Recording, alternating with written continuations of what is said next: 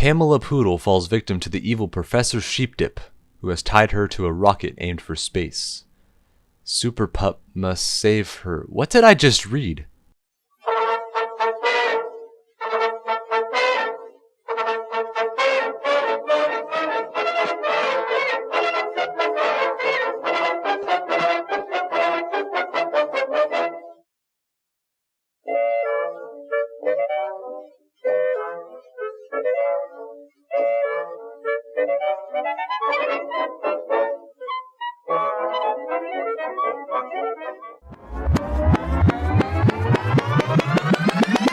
The Adventures of Superpup is a 1958 unaired children's television pilot intended to capitalize on the success of the Adventures of Superman series.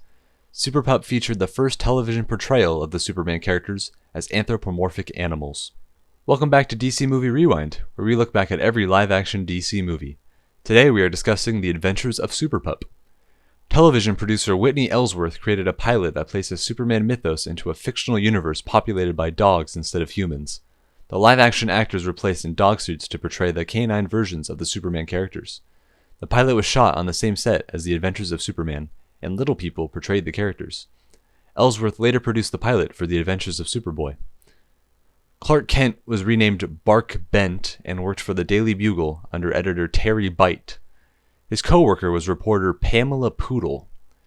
Superpup, or Bark Bent, was played by actor Billy Curtis, who was also in Superman and the Mole Men with George Reeves. Now, let's talk about the production.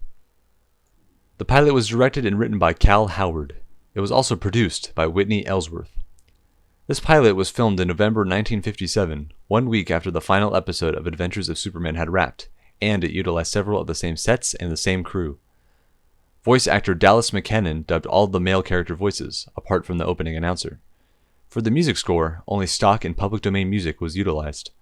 The William Tell Overture, already associated with heroics due to its use on the Lone Ranger, served the same function as the Superpup opening theme.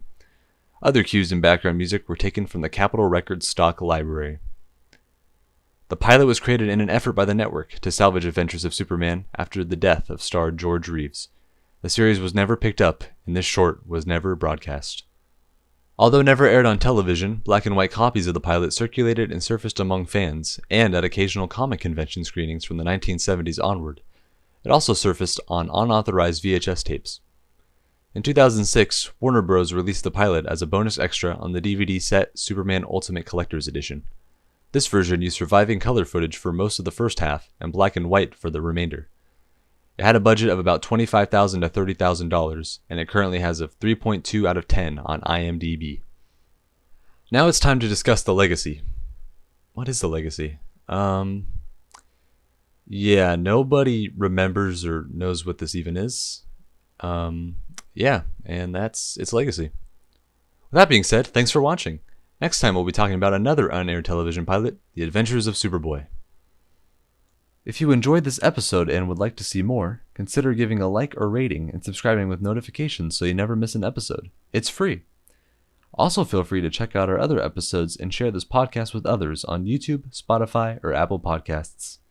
We'll see you next time on Movie Rewind.